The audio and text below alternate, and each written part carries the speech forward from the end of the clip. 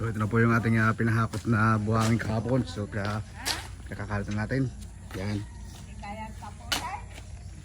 Kaya yan. Kaya, lakas na lakas eh. Madami na ikalat kagabi. Yung pala namin, bimos na. Kalaykay, kung may kalaykay ka. Ay, ang lakas na ano, kapatid mo yan. Kapatid mo yan. Natawag-tawag sa amin kung ano daw pangalan ng magkakay. Kay bakit?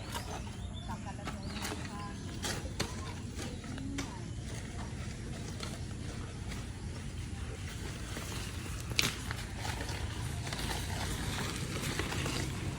Magkano isang kaso? 3.5. Ha? 3.5. 3.5. 5? 3.5? Mahal ang buhong. Hindi galing. Dito yata sa alag. Oo. Kay Bido naman yan.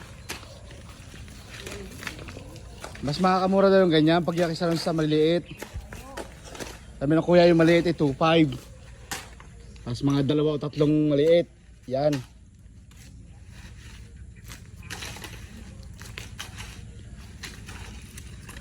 Simentohan mo o lupa na.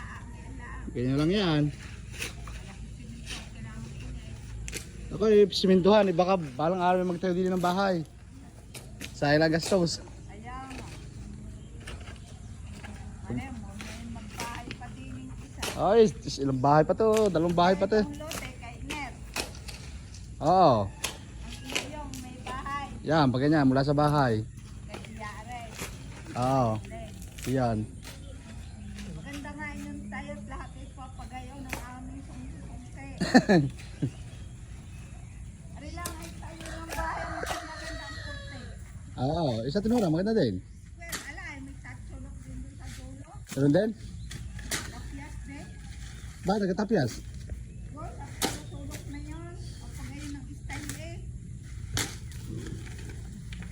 Yun ang pagbuta namin. Ah, Murag sa niya, meron din tatsulok.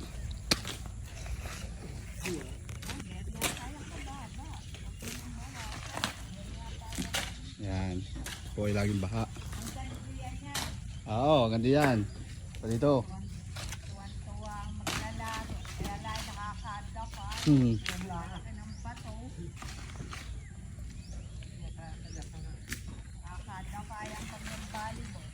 Yan, yan po yan. Mura pa ka